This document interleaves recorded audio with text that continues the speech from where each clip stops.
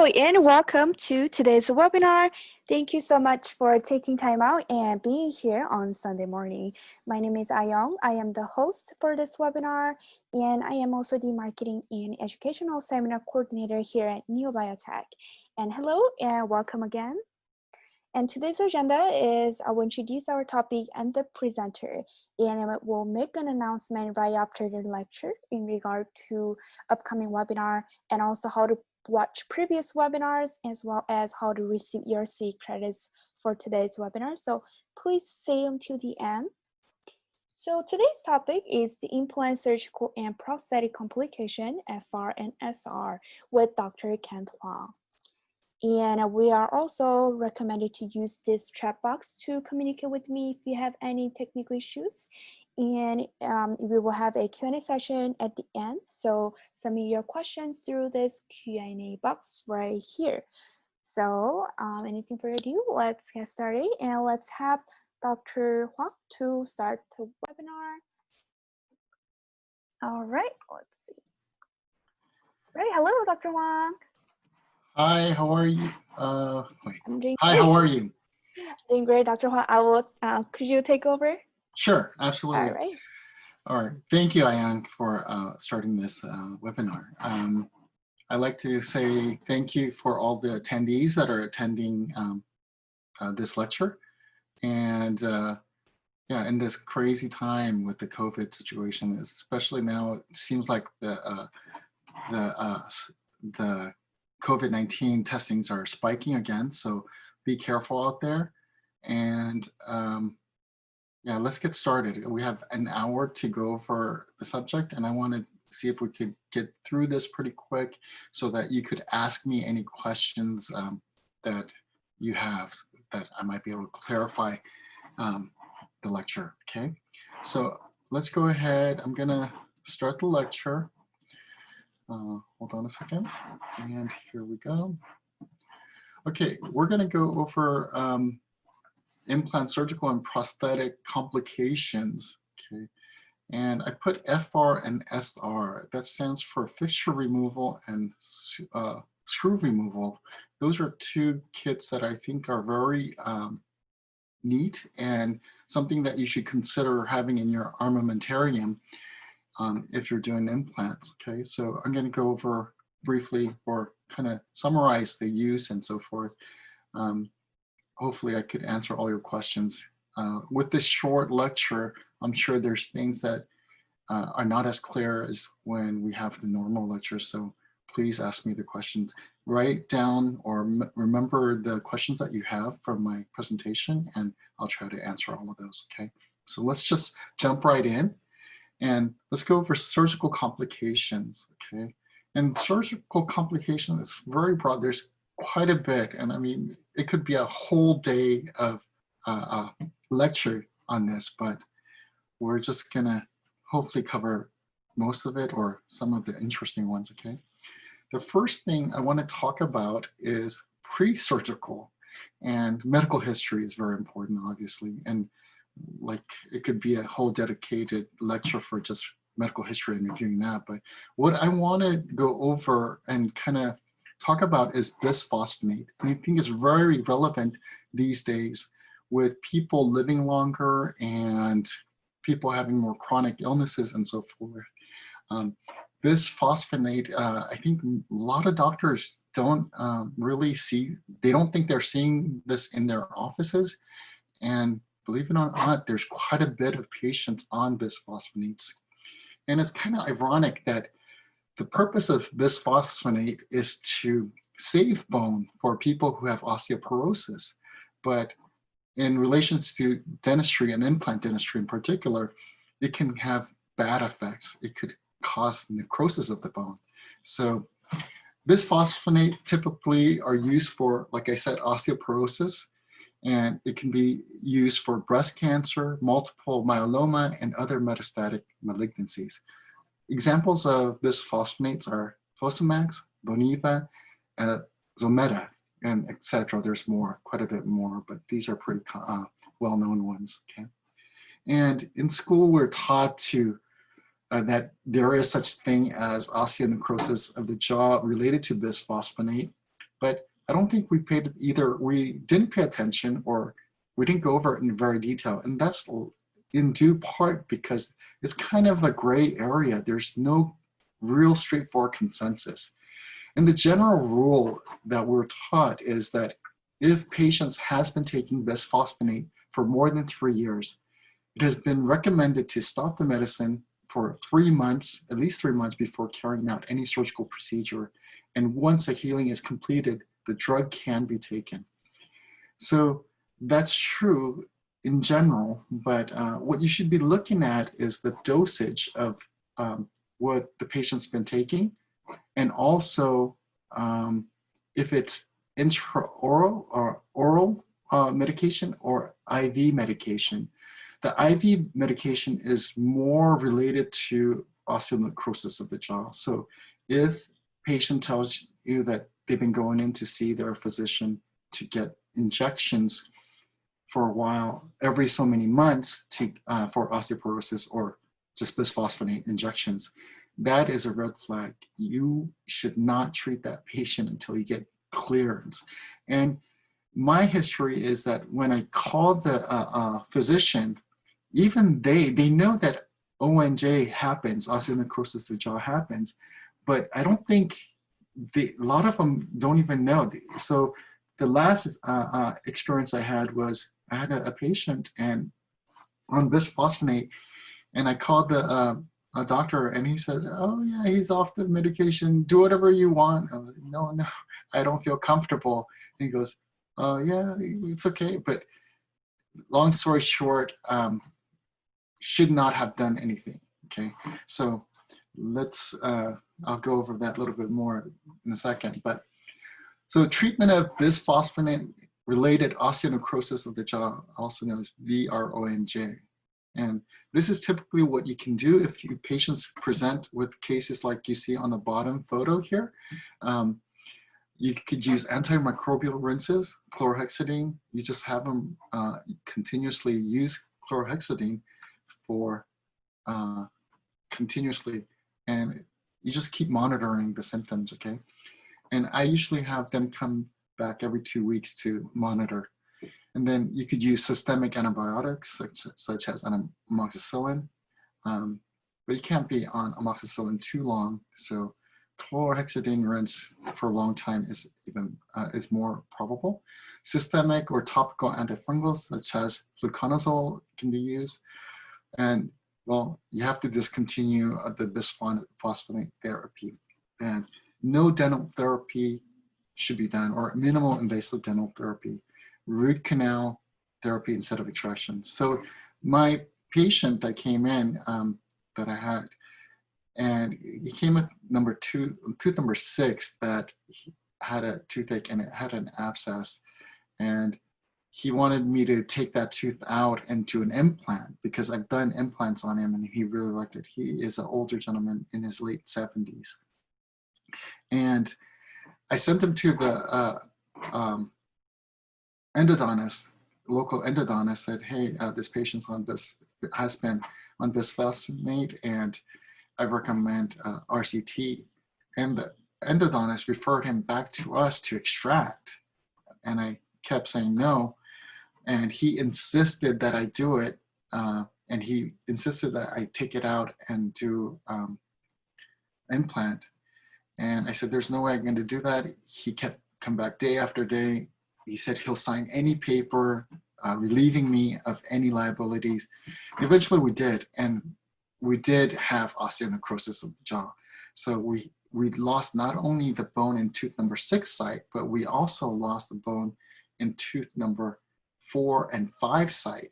So now we just made him a partial denture. That's the only alternative he has right now, and we're monitoring his ONJ progress. Okay, so stay away from patients who have bisphosphonate. There's a lot of things online that you could look at, but I think you should all look into it. So I just wanted to talk about that because I think it's something that's relevant these days with patients getting older and more patients being on more medication, and bisphosphonate is not that uncommon, okay? Okay, enough said about that. Surgical complications. And typically when we talk about surgical complication, there are three things that most commonly come up, okay? And the first thing is heat necrosis. As you can see on the top right, those are X-ray radiographs of examples of heat necrosis. And heat necrosis is caused by overheating of the osteotomy, obviously. And the cause is using high-speed drilling and not enough irrigation to cool the surgical site, or using dull surgical drills, okay? And the drills, you should try to replace the drills every so often. And it's usually the narrow diameter drills that get dull fast, okay? Because those are the ones that you're constantly using. So I would check with your loop, or if you can, to see how the cutting edge of the surgical drill is, especially the narrower drills. And once in a while, replace those with new ones, okay? And then the pressure necrosis, the radiograph on the lower right is an example of what you see radiographically for pressure necrosis. And this is most common in mandibular arch due to the thick cortical bone in the mandibular arch, okay? And we undersize drill. All the drilling protocols that we have for implants, they are undersized compared to the actual size of the implant. Such as the neobiotech systems, the drills are, final drills are 0.6 millimeters narrower than the actual implant diameter. So there is undersized drilling for stability. But especially with the lower mandibular and the cortical bone, that can cause pressure necrosis. So that's why we have the profile drills, okay? So you have to use that for the lower mandibular. And then angulation and position issues, these are seeing a lot. I mean, even experienced dentists, we could do these. So usually the causes are due to remaining natural tooth adjacent to the surgical site, or patient or doctor positioning, meaning we're looking on the side and not getting a really good view, and patient is moving and blocking views also. So you could get things like this on the photo you see, that implant is placed buccally. That is a position error, okay? So prosthetic complications, obviously when you have an angulation problem like that, you're gonna have prosthetic issue. So in this situation, us and I think most implant dentists will want to do screw retained if we can. In our practice, almost 100%, almost, because there are a few that are not screw retained, but I say close to 100% of our restoration, including the anterior, are screw retained, UCLA type, okay? But in this situation, we can't do the screw retained because the screw would actually, access hole would actually come out of the buccal of this tooth number 30, as you could see. So this has to be cement type. If patient is not concerned about aesthetic, especially in the back, you can't put a hole, but I don't think that's a good idea. So this situation would be a cement type, okay? And then how about if you're placing two implants, you put it too close together, you have to splint these, because if you wanted to make it separate, it would be very difficult unless you do all metal, okay? So making a splint kind of helps to fix this discrepancy. But if you were even doing a single one, if you're looking at tooth number 19 here, this wax up, if that was the only implant that we're placing and restoring, because due to the position, as you could see from the top view on the bottom here, you can see the access hole or the implant position is really distal. So for that little sliver of tooth structure or restoration on 29 on the distal, the only way you're going to be able to restore that is casting. Okay, it has to be a metal there if it was this only single one. Okay, so it would have to have a metal component to that. Okay, right here, sorry. Okay, how about if you're splitting multiple implants?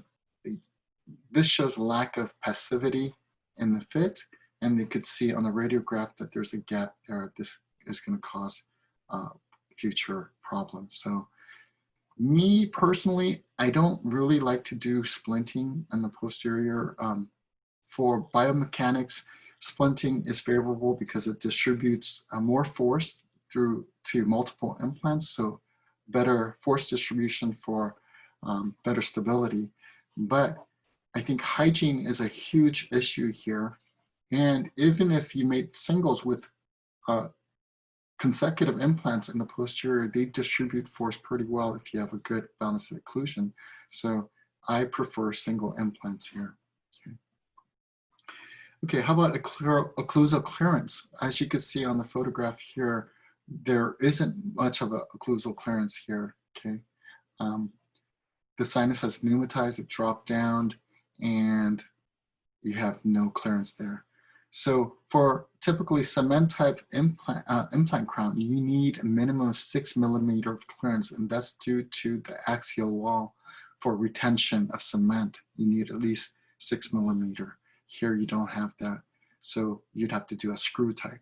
But even a screw type, you have to have a minimum of 5 millimeter clearance, and that too is due to the abutment screw height, okay? So if you look at the photograph on the lower left, this is a compromised situation where there was not enough room, but so it was a screw retained. And this restoration is a PFM where the porcelain, there's too much porcelain without underlying framework support, okay, coping support. So the porcelain obviously chipped off. This is a complication. So what can you do for that situation? Well, you can make a full gold cast a crown, but obviously this can be very costly especially due to the cost of gold these days, okay? So the other alternative is to do a full zirconia crown, okay, which has better strength, yeah, so that's an alternative if you have to do that, okay? And then another thing I want to talk about is emergence profile. These are actually the same crowns, and what we do in our office to save costs in a lot of cases is we make a full zirconia on stock abutments, okay? So on the left here, this is a stock abutment with the zirconia with the access hole converted into like a UCLA type, okay, screw type. But if you look at the emergence profile here, the stock abutment here, it's the abutment is too wide and the gum height, gingival cuff, is too low. So this causes pressure on the gum and the bone, and which could cause bone recession at the coronal portion of the implant. So what I like to do if I get something like this, I do what you see on the right. I get out my handpiece and I recontour the emergence profile to an S curve here. And that gives the soft tissue more breathing room. And we have had no issues this way. The tissues behave very favorably to this kind of shape. So I would encourage you to recontour.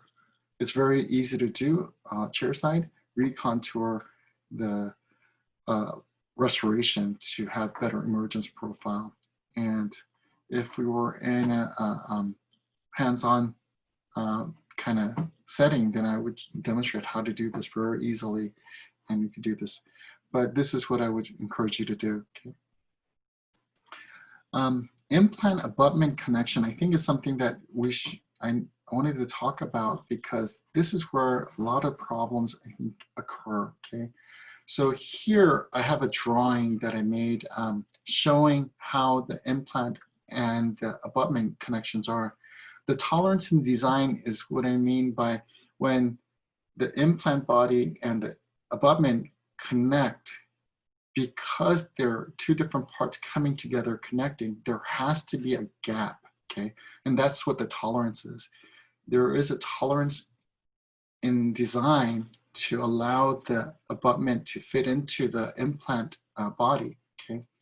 If it was exactly same size, it wouldn't allow that abutment to fit in there. So in this drawing, you can see the implant fixture, which is the outer circle, and then the exterior of the hex right there is the internal hex of the implant body, and the internal hex here is the abutment hex, and the blue circle is obviously the abutment screw area, okay?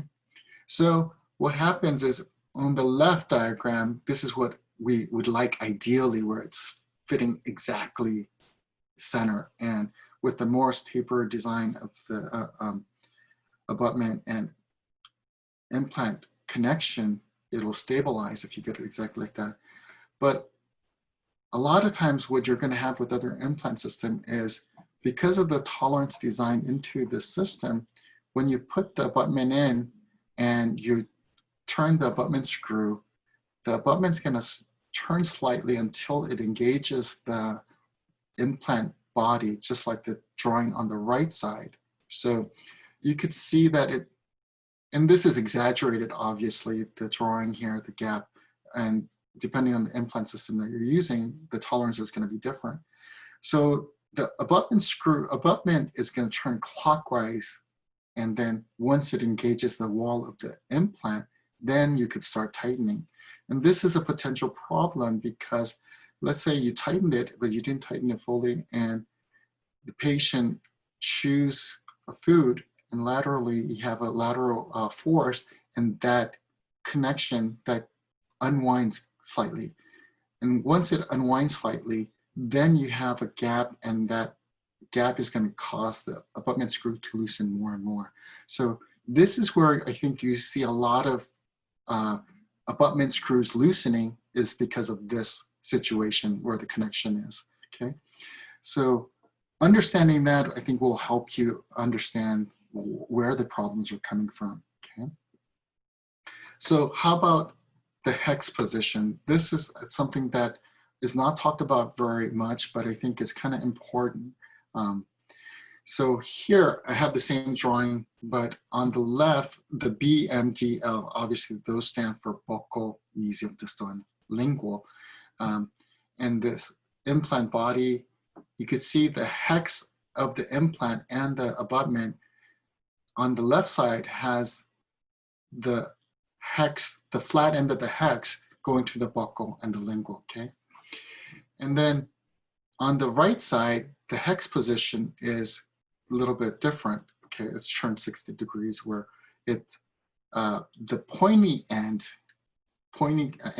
of the hex is pointing to the buccal and lingual. So what this shows is in the green lines here is a wall thickness of the implant fixture, okay? And this can be problematic, especially in smaller diameter implant fixtures, because it's narrower and there's less thickness there. And because we chew and grind our food laterally, we're going to put lateral force. And if you have a situation like on the right side where the wall of the implant body is very thin there, especially with the smaller diameter implant fixture, this can cause undue stress in that spot and cause implants to fracture in the implant well, okay? And I'm going to show you an example of this a little later. But this, so I'm trying to be mindful of how I place the hex during the surgical procedure. And in the fixture driver, you could see that there is a hex positioning on the fixture driver, so you could position the hex of the fixture, okay? What is the most common cause of failing dental implants? Okay. Predominantly, it's peri-implantitis. Okay, we see this day and night constantly. Okay, peri-implantitis. This is kind of what you see. We see this all the time. Okay, most common thing we see. If we can address this, you're going to be busy because more and more people are getting implants, and these are very common. We have to resolve it. Okay, how do we resolve it? What are the main causes of peri-implantitis? main causes are poor oral hygiene and cement at the crown margin. Okay. Cement at the crown margin was typically the #1 cause of peri-implantitis in the past because there were a lot of cemented implant crowns. But these days, now we're doing more of the screw retain, and we're still seeing this, and it's because of poor oral hygiene. Okay. So those are the two main causes that I see. And this is typically what you see intraorally when you flap that area. You have a saucerization, and you see on the coronal thread here that there's debris. Okay. This is causing irritation to the site, inflammation, and bone loss. Okay. So we need to clean this area. How can we clean this contaminated surface? Okay. And kind of half jokingly, half true, what do you do if this kind of patient presented into your practice? And we say this half jokingly, but it's really the truth. If it was an implant that I placed, I'm going to try to do everything I can to clean this kind of situation here, okay, and save this. But if it was an implant that was placed somewhere else, I don't want to take on that kind of problem. So I would encourage the patient to take this implant out and do a new one, okay? But let's say the patient doesn't want to take it out, they want to save it. So we need to clean the surface. How can we do that? Okay. So here we have an electron microscopy of the surface of the implant. On the left here, you have the original SLA surface, which is the most popular implant surface these days, treated surface. So we could see that you have all these clean surface, okay, roughened surface. But on the right side, you see those roughened surface contaminated with bacteria and debris here, okay. So that's causing irritation. Okay. So how do we clean it? There's an innovative tool to help with the treatment of peri-implantitis here. And this is the eye brush that you're seeing here. And on the left side here, you see the image before and after what you can accomplish here. And this is the new T-brush, which I haven't had the chance to use yet. I've had so much luck with the eye brush that I've stayed with the eye brush. That's something that I'm used to, and I still have inventory. I use this regularly. So that's what I use, but the T-brush is something new, okay? Does the same thing. But here is the example of what we could do with the eye brush. Here on the left side is before, and on the right side is after. What you're doing is, on the left side, you have the treated surface that is contaminated with debris, and now there's bone loss, okay? So we have to clean that surface. By treating it with the eye brush, what you're doing is recreating a new surface, which is bare titanium. And we know that bare titanium is favorable to our soft and hard tissue. Brenda Mark used just full titanium, and it was osseointegrated and so forth. So we're getting it back to bare titanium. That's what we're trying to do, okay? So before treatment, you have debris here, and after resurfacing with eye brush, you have a clean titanium resurfaced, okay? Nice polished surface. So it's favorable to not only hard tissue, but soft tissue. An eye brush is able to resurface subcrustal threads. So you could get into the sulcular area and resurface the threads here, or cleaning, okay? And so here's a intraoral and radiographic image of what's going on. We have bone loss, threads, suprabony, and that's causing irritation to the soft tissue, okay? So after you go in and use the eye brush here to resurface, and I used to do this where I just make a envelope flap and go in there with the eye brush and clean around the implant fixture. But I've had a problem when the patient that came in didn't have a healthy tissue and was a thin biotype patient, elderly female. And what the problem that I had was when I did envelope flow opening and went in with the eye brush, the titanium bristle caught on the soft tissue and it's spinning really fast. So it tore up the soft tissue. So I had to rebuild that soft tissue, and it wasn't pretty when I went through with the eye brush. So now I do a flap, but here this is an example where it's not flap, it's just envelope opening. And then 2 years later, you can see the tissue looks healthy and no more bone loss and everything's stable. So you're able to rescue and save this implant, and the patient can have long use out of it with this. Okay. So eye brush is good for cleaning deep and narrow infrabony area, creates a new surface, which is fully polished titanium. Minimal time, it doesn't take that much time, it's pretty quick. And the other thing is it can miss some areas because you have to go for each area. You have to be meticulous that you go and clean up every visible site. Okay, it's suitable for minor peri-implantitis. Okay, and this is what it looks like on a handpiece. And here is another case that we did. So like I said, now I flap. Okay, I lay down a flap so that I could see and I don't take a chance of catching the buccal mucosa and tearing it. So here the surface is dull and it doesn't show very well here because lighting, but that surface is cleaned and shiny. Okay, now, so it's shiny, and then we just put back the tissue and it's healthy. Well, is there another way to treat advanced peri-implantitis? Something like this. Is there another technique? And there is. It's called the R brush, okay? And the R brush makes it goes around. It's a circular motion. And it's very neat because it's very quick.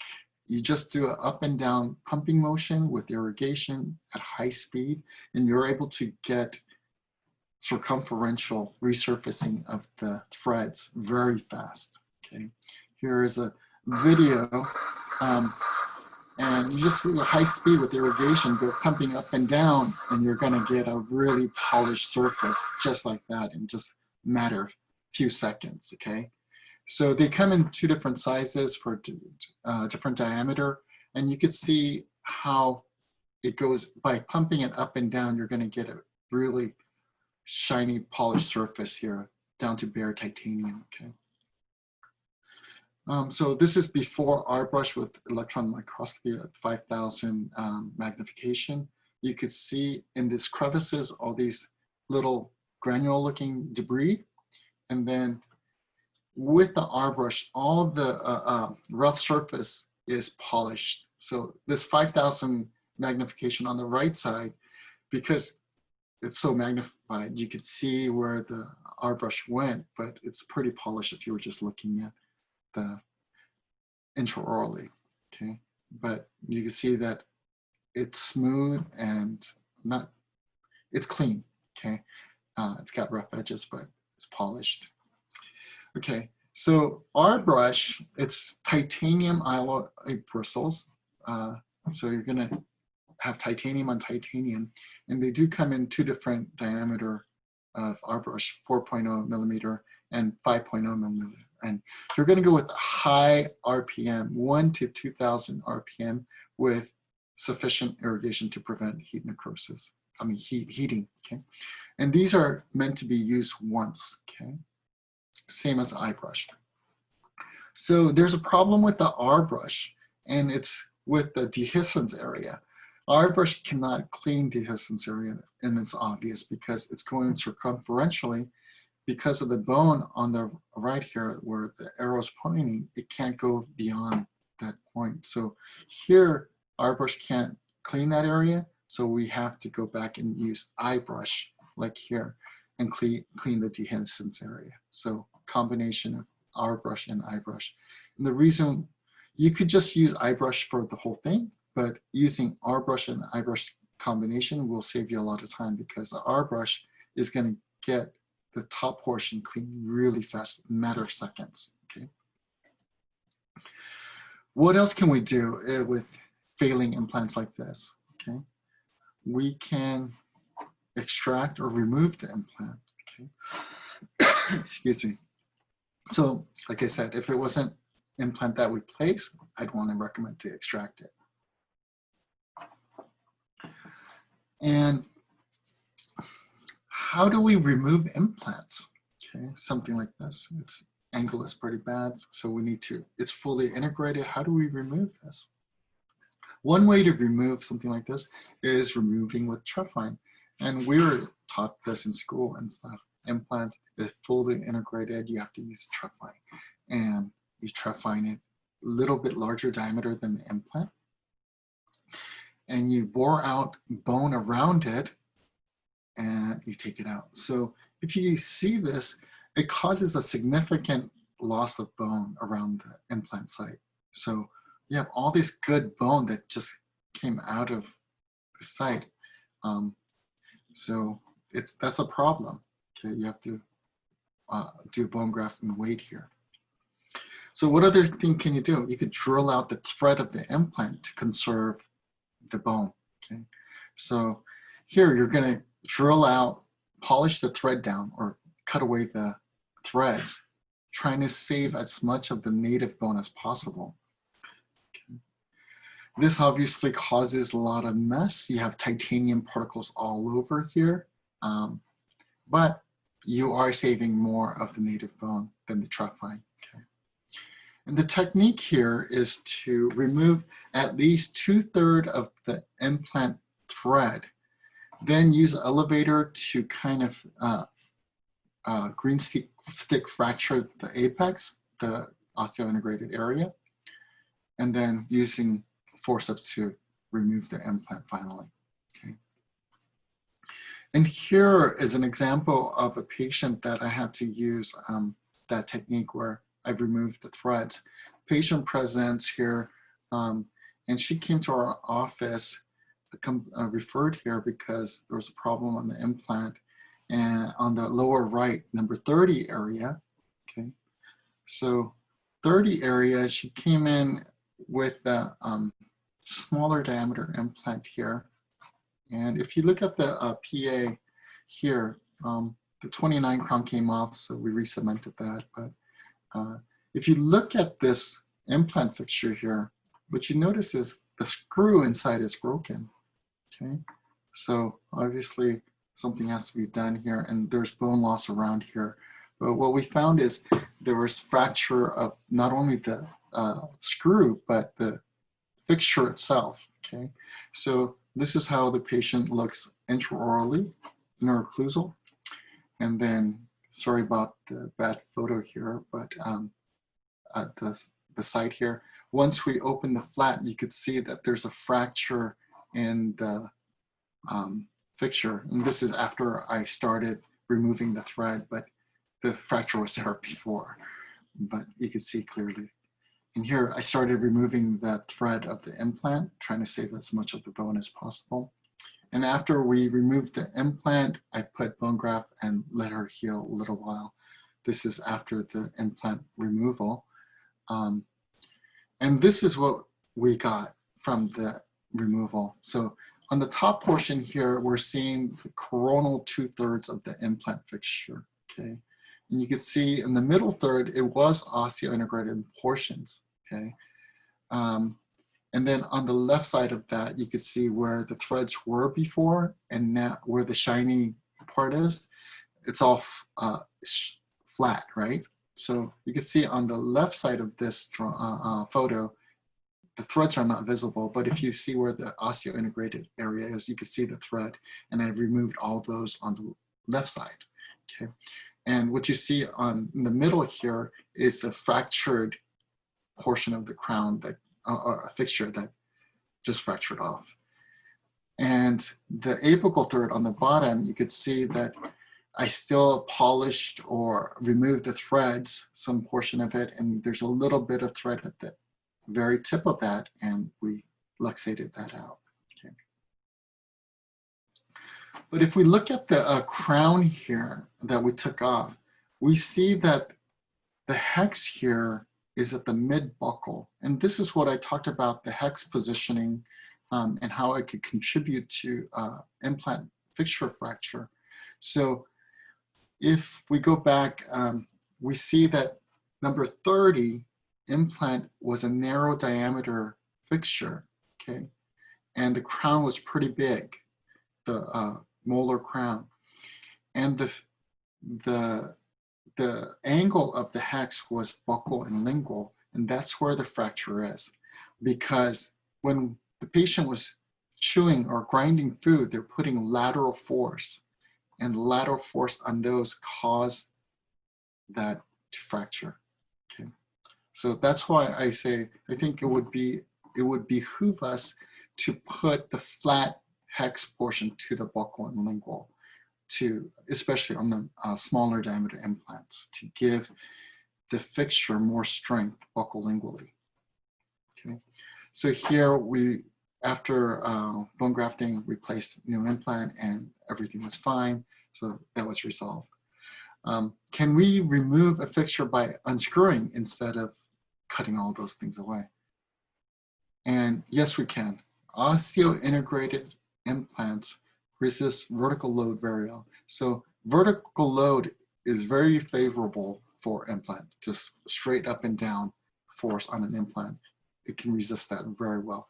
But the tensile strength of the integration is poor. So meaning the tearing force by unwinding is very poor. So it's easily removed that way by unwinding. Okay. And that's where Neobiotech FR kit, fixture remover kit, comes in handy. And Neobiotech was the first one to develop this. And this image here is actually the older one. Now it's in a prettier, more ovoid shaped case, but it's the same kit. There's only 4 components to this kit, okay? And I'll go over all the 4 components that you see here, but there's really only 4 components to this, okay?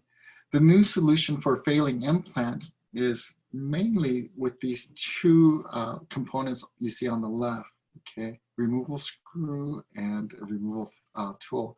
So here on the right, you see the animation where the bone loss happened. We take off the crown, and then we're gonna put in the removal screw. And we're gonna put this in clockwise, the removal screw. And we're gonna put that clockwise, and we're gonna torque. This is the important key here, which is to torque it to at least 50 newtons per centimeter. But you don't wanna go too high, because then you take the chance of stretching that and weakening that screw. And then you put the fixture removal tool, and then you turn that in counterclockwise with your hand, and after it locks in with the fixture, then you're gonna get a ratchet, and moving it counterclockwise, you're gonna put force. And depending on how much integration, how well integrated it is, the force can go up beyond 500 newtons per centimeter, okay? And when you're putting that much force on the lower fixture, lower jaw, okay, what you have to do is have the assistant support the patient's jaw. The patient's gonna if you're removing the lower implants, the patients are all gonna complain about pain in the left temporal mandibular, TMJ joint, okay?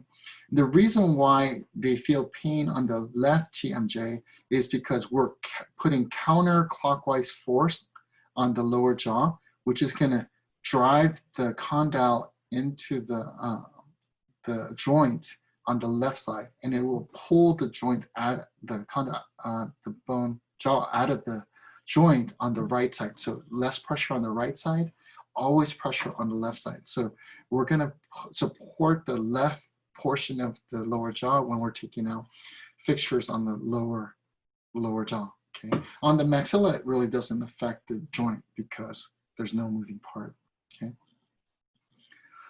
So here on the maxilla, we have an implant that we're gonna have to remove, and we just put the removal screw here.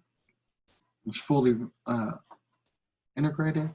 and then removal tool, and you clean it out. No need to flap, very easy.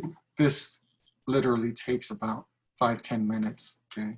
So compared to trough lining for an hour and flapping and all that, this is very simple, 5-10 minutes, and it's clean, okay?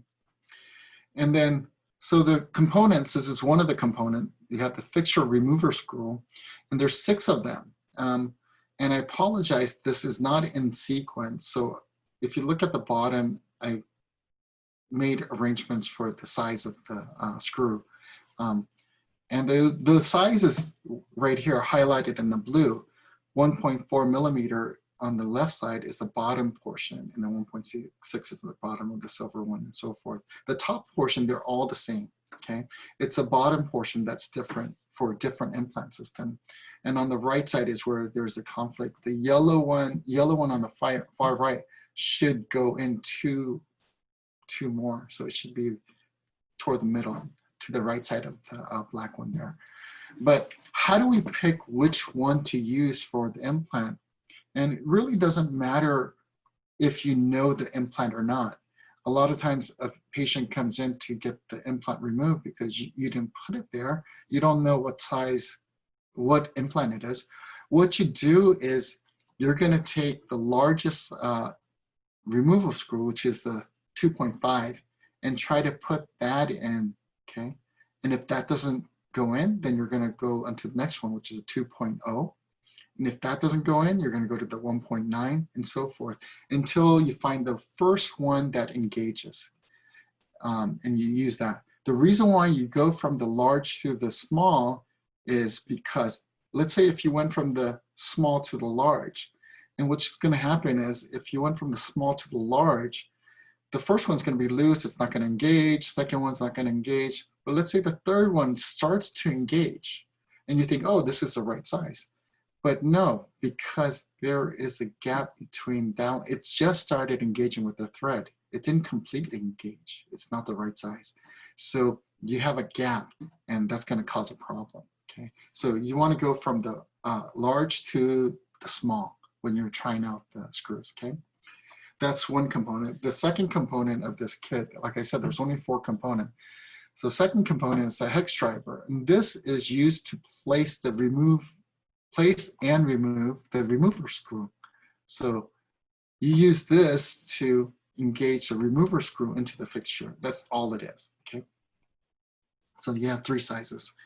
And then the third component is the fixture remover. And this comes in narrow, regular, wide, and extra wide. And that's the diameter of the fixture. So if it could correspond to the neobiotech implants or other implants have similar sizes. So the narrow typically is around 3.5 millimeter implant fixtures, around there. And then regular is a 4 millimeter implant fixture. The wide is typically 4.5 millimeter diameter implant, and the 5 is the extra wide, okay? And then you have 2 length in each one. The longer one is necessary if you have adjacent teeth, okay, to the implant. And the short one might not get into grabbing the implant, so you'd have to use a longer fixture remover out of the 2, okay? That's why there's 2 length. And then that last component is the torque wrench. It's actually 3 components, but you put it together and it looks like the right side here, okay? And this is what you do. You put in the removal screw, and you could see the bottom has a clockwise threading and the top has a counterclockwise threading, okay? So you use a hex tool there, and you're gonna engage the removal screw, and we're gonna torque it clockwise to at least 50 newtons per centimeters. And you don't wanna go too much higher than that. I would stay around 50 to 60 newtons per centimeters, ideally, okay? And then after that, you're gonna put in the fixture removal, find the correct size, and you're gonna place it counterclockwise, okay?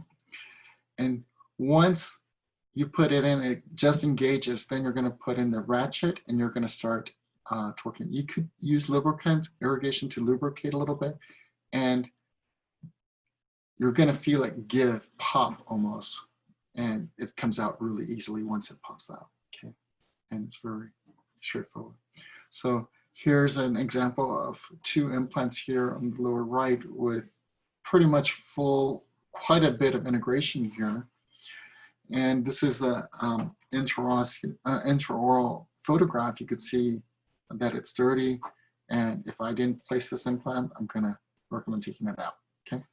So the front one was already taken out, and then the back one, we're seeing that you put the removal screw, torque it down to clockwise 50 newtons per centimeters, and then removal tool and counterclockwise, and you unscrew it out.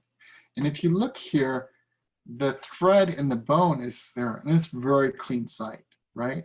This is very clean. If you just clean out the saucered area on the coronal portion, there's no reason why you can't place another implant the same size or even larger, okay? So here, we're just gonna go put in the implant, the new implant, and make sure that it's crustal margin or subcrustal, the implant fixture. And this is what you're gonna get. And so saves you a lot of time. It's very clean, no bone loss. You saved all the bone, so very good. Is it possible to use this kit to remove all implants, all different kinds of implants? That's the question. Is it only for neobiotech? It is almost for every implant system out there. So here I put some of the implants that you typically see here. Doesn't matter, internal hex or external hex. 1 stage, 2 stage, doesn't matter, or tissue level or bone level implant. So all of these are gonna work, the thread type. The only one that doesn't work here is here, the Bicon system that you see here with the X. And the reason why it doesn't work on a Bicon is twofold. One, it doesn't have an internal thread. The abutment is retained by friction, by Morse taper. So there's no internal thread, okay, internal abutment screw. So there's nothing to engage there. And secondly, Bicon is not a thread type implant. It's a finned implant. Those are fins, the things that look like threads, they're actually fins. They're parallel fins that go up and down. It's not a thread form. Okay. And then, so that's why it doesn't work. You can't unscrew it. And then the other one is a one body implant, like a mini implant, okay? There's no abutment screw. It's one piece, so you can't engage this. So that's why that is difficult. So removing implants, you can do this pretty easily once you have this tool. If you thought you had to refer out implant removal, think again, just buy this kit. One kit will last you a long time. So here a patient came in, we need to remove this. So I put the removal screw, torque it 50 newtons clockwise, put the removal tool, hand until it engages, and then remove ratchet. And this is how it came out. I don't even know what the implant this is. Never seen it before, okay? But it doesn't matter, okay? With this tool, you could get any threaded implant out, no problem. The removing screw is a single use only, okay? I have used multiple times also, I'll be honest, but it is only meant for single use, okay? What happens with these after use is that it gets stretched out and dulled. So you can see here, the photo's a little blurry, but it is worn down a little bit. And this is what happens. So here, I took out a large diameter implant, which was really heavily integrated. So what happened is when I disassembled it, the removal screw actually broke inside. Luckily, it didn't happen while we were removing this. So you can see the broken screw there. So if this actually happened while you were removing this fixture, then it becomes a bigger problem. You can't use this tool anymore to remove it. You have to trephine or remove the thread to extract this implant if that happened actually during the removal process. This luckily happened during the disassembly process, okay? But it shows that it does cause stress on those screws, so it's only meant to be used once, okay? Here is a case that we removed the upper anterior fixture, and very similar, go through the steps. First, you put the removal tool 50 newtons and then removal tool. You can see that there was inflammation around the area. I had to remove it, but this is the fixture removed. And what happened once we cleaned it up and we were disassembling, we noticed, and this is the reason why we took it out. The implant was fractured, but this is, you could see that the implant was fractured. And what you need to do to disassemble this is, because you have to reuse the removal tool, you need to buy a vice grip. Vice grip, you could go to Home Depot or any hardware store, but you need a vice grip. It doesn't have to be this exact one, but a vice grip of a certain kind. And that's to hold the fixture while we are disassembling, okay? And we just do the reverse of everything that we did to extract the implant from the patient. We just go reverse process backwards. We first take off the fixture removal, and then you have the removal screw, and we could remove the removal screw, okay? Here it shows that the fixture was fractured, and there's a fixture that was fractured, okay? And here you can see another view of the fixture fractured, and on the left side is where the fixture removal tool engaged on the platform. That's what caused the deformation there. Okay, abutment screw fracture. This is common also. We see this quite a bit. How about fractured screws? So I used to get, I still do, I get patients referred to me with a fractured screw because doctors don't know how to remove that screw. And in the past, we used to use explorers, Cavitron, ultrasonic, and kind of vibrating those out and things like that. But there's an easy way to do this, very predictable way. There is a predictable solution to removing these fractured screws. Okay. So this is a solution. You could take it out with these tools very easily, okay, once you get a little practice. What is the main cause of implant abutment fracture? Too much lateral force. And this is what you see radiographically and also intraorally, and you could remove it just like that, clean, very easy, like this. So the tool you need is this innovative tool called the Screw Remover Kit, SR Kit, okay?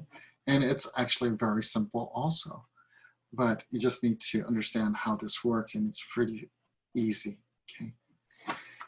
First, on the left side is the claw drill, okay? And it's called a claw drill because the tip of these drills has a two-prong sharp edge, like a claw. And what it's meant to do is grab onto that broken component, broken screw, and then kind of turn it, okay? Just like if you were trying to turn it with an explorer or something, if you've tried to take out a broken screw in the past with explorer and stuff, something like that. But this has two prong, so it grabs it better.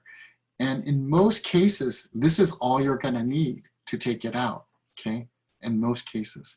So you could use a shank driver and you just use it by hand, or you could attach these to a motor and reverse it, okay, on a reverse, and reverse it out, okay? So this one, we're using a handle guide to do it, but I don't even use a handle guide. I just use it on a motor, and then about 20 to 50 RPM. I go usually on the slower side, more on 20 RPM than 50. And then I just put light pressure on the top of the broken screw and reverse, press the engine reverse, and usually would come out, okay? Okay, how about if it didn't do that? Then you have to use the rest of this kit. hopefully you could use the perfect guide. And what the perfect guide is used is when you have, like on the diagram on the left side, when there is more than 0.5 millimeter of internal thread showing, okay? So if that happens, then you could use a perfect guide to lock this in, okay? And it's right here. And what you do is use the perfect guide there, and then, yeah, reverse drill to create a divot here. And then you remove the perfect guide, and then use the removal tool to remove the screw. And just like this diagram, it can be this easy, okay? You just have to practice a couple of times and you'll get the hang of it. It's pretty straightforward. But if you don't have that internal thread visible, then what you could do is use the connection here. And there's external guide and internal guide. Okay, external meaning for external hex-bodied implants, and the internal is the internal hex. So most of the implants these days that you're going to see are internal hex. So you're going to use the internal guide most times. Okay. So what you do is put the guide, and using a handle there, put that there, and then use a reverse drill. And you're going to use a reverse drill, which is right there in the middle. And you're going to, on reverse, you're going to go high speed, like 1,000 to 1,500 RPM on reverse. And you're going to use irrigation in there. But this part is the tricky part, and it takes a little time to get used to. You'd have to put quite a bit of force, because what you're doing is drilling into the screw, titanium screw inside, and creating a divot. So by putting a light pressure, it's not going to cut that titanium. So you have to put quite a bit of pressure to drill out a divot into the screw, okay? That's a part that takes a little practice, okay? So after you made the divot, we're going to use the screw remover tool. So you take the reverse drill out, and you take the connection out, and then using the screw remover, you're going to counterclockwise engage that little divot and take it out. So the way the thread is designed on this screw remover is that when you're turning it counterclockwise, it's going to drive into the divot and grab onto that broken screw. Okay.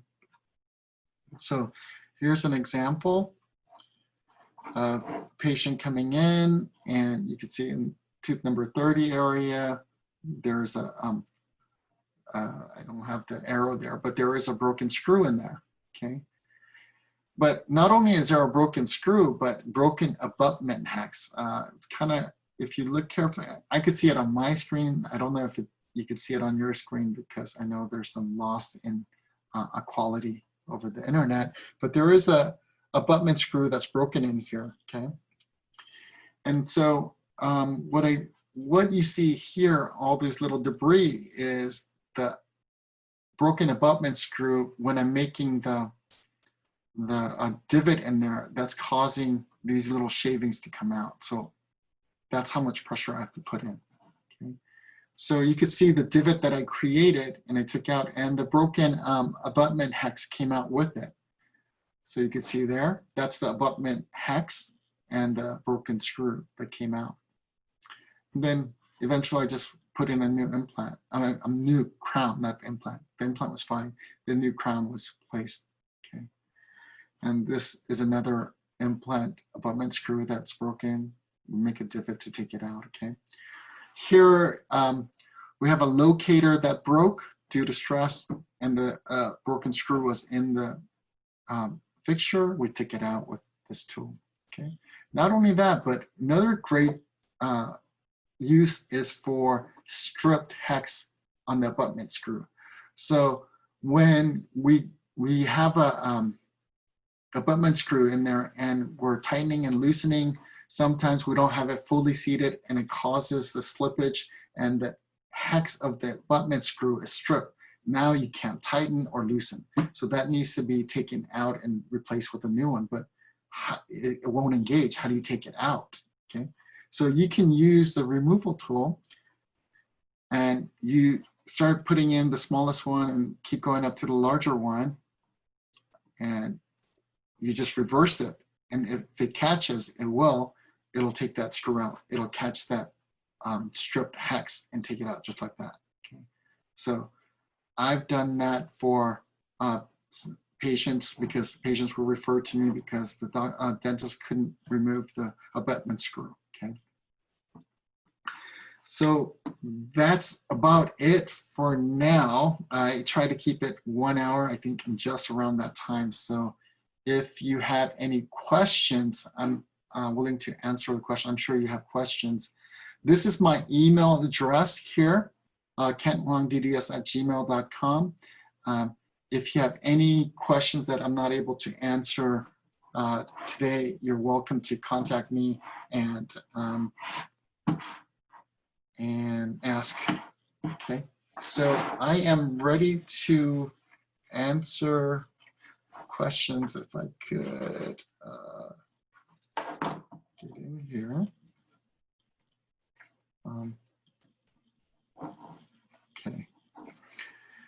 All right, so I'm going to read the questions that I see here and try to answer. I'm going to first go over the question and answer. John, regarding the 70-year-old patient of yours, was he on oral or IV bisphosphonate? What was the duration, drug, and dosage?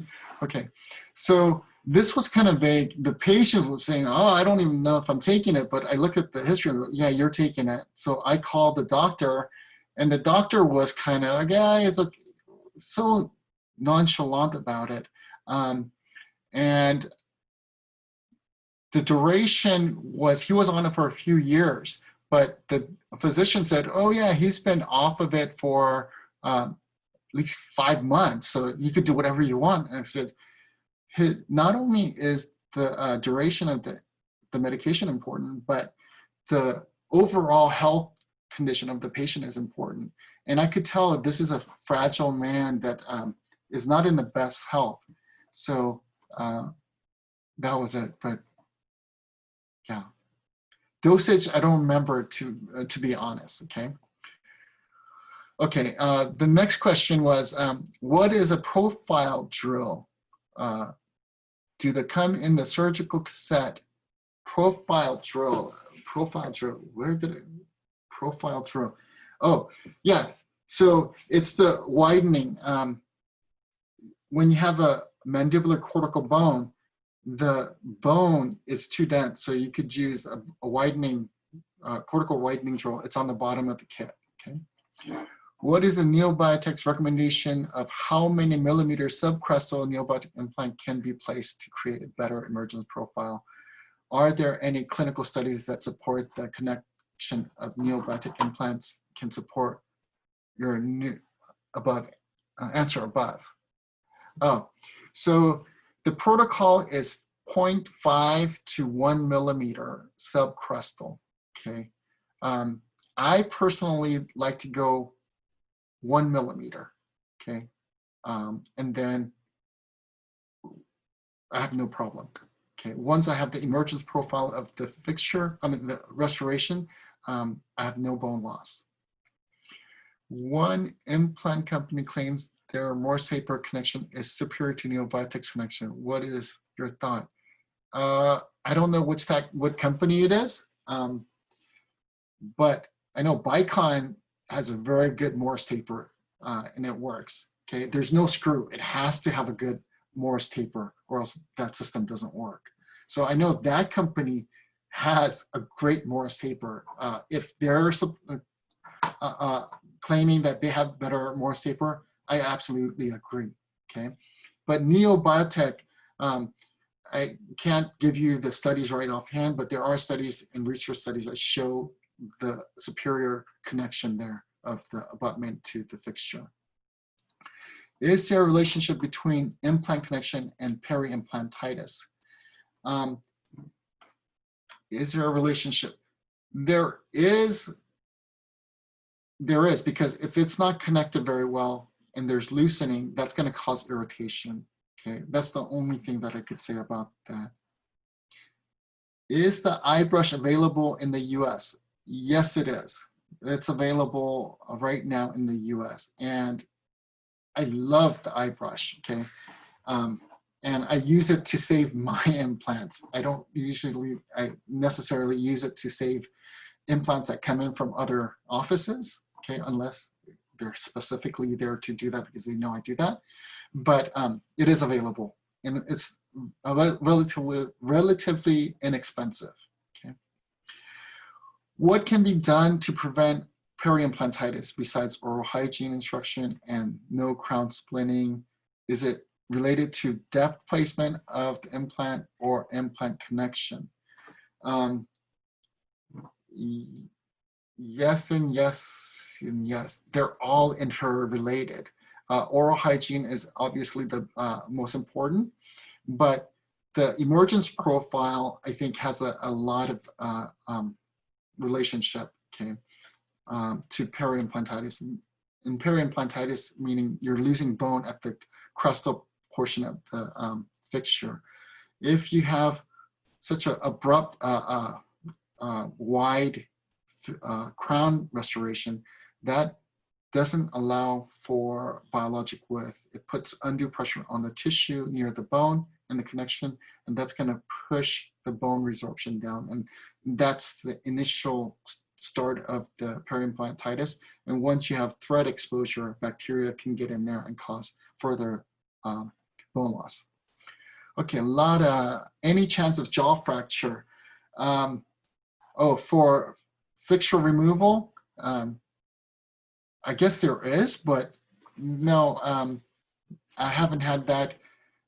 The ones that I had the highest torque value when I'm removing, like I said, it was in excess of 500 newtons, and it's a small old lady. And the reason why I removed that fixture was because, believe it or not, the implant was fully integrated all the way to the top, but it was so close to the adjacent implant, there's no way you could restore that implant. And the restoration couldn't be placed. So it was a compromise. And I had to remove one of those implants to do it. It wasn't an implant that I placed, but I had to remove it. So we did it. And we didn't have jaw fracture, but you really need to support the patient's jaw because it's going to put a lot of pressure on the TMJ, okay? Nia, how much do you charge to remove the implant fixture and clean the fixture? Okay. Implant in our office, to remove implant fixture, we charge, we were charging $400 to $500 for implant fixture removal. But now that it's so simple, I'll negotiate that down if they'll remove it. If that cost is a factor, I'll negotiate that down a little bit because it doesn't take that long for me. And I'll negotiate that down and if they get a new implant from us, okay? Cleaning implant, that's, I think, undercharged for us, even though it's because that takes more time for me, cleaning implant fixtures. So really, that is to save my own implants. It's not to save other offices' implant. So I'll eat the cost there, even though cost-wise, I'm not making money cleaning that, okay? But it does work, okay? And that's dependent on case and patient. I'll negotiate on that. If implant is 4.3 diameter, fixture removal, use 4 or 4.5. You can use either one. I would go with the 4, okay? If you go too wide, there's a chance that you might, depending on how far the bone loss is, if you use a larger diameter fixture removal and the sharp claws or the teeth of the removal tool engages the bone surrounding the implant instead of the fixture, then it can cause a problem, okay? So you'd want to go smaller than larger, okay? I hope that answered. Does iBrush or UR brush create titanium debris causing foreign body reaction? No. You don't see any debris actually. Like when I'm removing threads, you'll see debris all over, titanium debris. But this is just polishing, okay? You're literally polishing. You're not cutting away the titanium. What you're doing is smoothing the titanium with this abrasive, okay? It's like sanding it. But you don't see the debris. And I don't see the reaction. Actually, afterwards, the tissue has a very good reaction to the titanium surface. Do you use bone graft after using iBrush? You can, okay?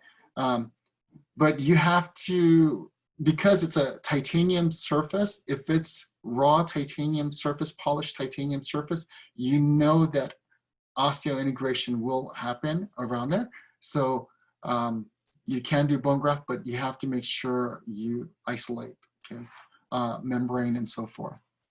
So I do bone graft after using iBrush if it's a saucer type of defect. If it's more of a vertical or horizontal defect, then I might just leave it, polish, and then inform the patient that they're going to see the threads, but it's a healthier tissue. Okay. John, when have you had peri-implantitis happen when you placed the implant? What were the contributing factors? What would you have done to prevent peri-implantitis? There's a lot of factors that cause peri-implantitis, but the main thing is oral hygiene or happened when you placed the implant. Okay. Yeah, the other thing is, I see this in posterior implants when I put an implant next to a natural tooth, okay, on the mesial. And over time, depending on the patient, due to mesial drift phenomena of the natural tooth, what you can have is the mesial tooth actually drifting mesially and creating interproximal, losing interproximal contact, okay, with the implant restoration and natural tooth. So then in the posterior, when the patient's chewing, you're going to get food impaction. And that's where I see patients having peri-implantitis due to, if they don't come in, they say, oh, I'm getting food stuck, and they're not cleaning very regularly, and they're not coming to our office. And they come back after a long time. Now they can't, it's gone too far, and they come in. I've seen that happen a few times. But definitely I've had peri-implantitis happen with implants that I place, and I do clean the implants, and I've been very successful in cleaning most of them if they come in and on time. The ones that come in after a long duration of time, I say, you know, if it doesn't look good, I'm honest, I say, hey, it doesn't look good. If this was in my mouth, I would take it out and do a new one. And depending on the patient, if it's something that we did, I'm always willing to negotiate, okay? I want to keep the patients happy, so I might give them a little discount for the new implant, but I would encourage them to get a new implant, okay? I think that's all the questions that I see on the Q&A. Well, let me see what it says here on the chats. Hello, great lecture, thank you. Do you have any questions? Okay, well, thank you. Jaw fracture, bone fracture, or fixture fracture during implant removal. Jaw fracture, like I said, never happened. Fixture fracture, if it wasn't there in the first place, you wouldn't get that. You just get the fixture out, okay? But if there was a fracture already in the fixture, it could fracture while we're taking it out, okay? Screen got hidden. I don't know, because I can't see what other people are seeing. We have to move on to now. Can you share a question? Okay, I think I answered all the questions Aya? Oh yeah, hi, doctor. So I think there are so many great questions that are asked for this webinar, and I think you already answered all of them. I was Yeah, about to say, we might have to move on, and if you have further questions, then email the doctor. yeah. But you The already answered. email address is right here. My thumb is pointing to it, Great. okay? And also, I know that there's a lot of great questions. Like I said, I kind of skimmed over it pretty fast. I wanted to cover a lot and give you kind of what I see a lot. But I'm sure you have questions. You could always email me, and I would be glad to go in detail with you. Thank you, doctor. I very appreciate it. All right, then I will quickly just move on to the announcement part here. Sure. Okay, all right. Okay, and thank you very much. I want to say thank you very much for those who stayed until the end. And one of our sales rep will email you the link to complete the course evaluation form. And once you fill out this survey, you will receive a CE certificate by email within 7 business days. And this form should no longer take 5 minutes. It's very simple. And also stay connected with us on social media. Here's our Facebook page, and it's Neobiotech USA, and Instagram is neobiotech_USA, and also YouTube is Neobiotech USA. And you will see the webinar schedules, and also you will see our surgical kits and all this great information. So follow us, and you can share this information to other people as well. And upcoming webinars, you can find it on our website here at www.neobiotechusa.com. And we will also keep you updated for the July webinar schedule. So please also check out the email and our social, the media page, the Instagram, and you will see the upcoming schedules as well.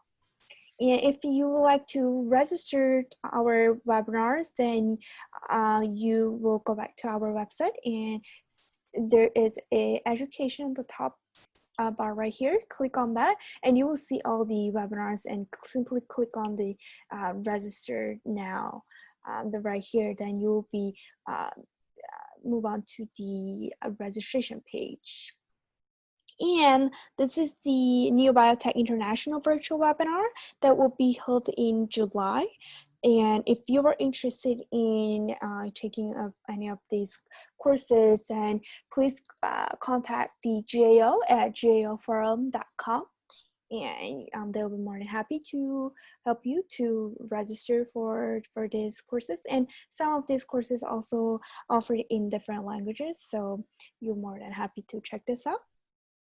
Right, and this is the 2020 Eurasia GAO core member meeting will take place tomorrow and on June 29th. And if you are also interested in taking this, contact the GAO at gaoforum.com. And also previous webinars are available on our website as well. So if you have missed any of these great lectures, you can go back to our website and watch it. I will also, here's the also website right here.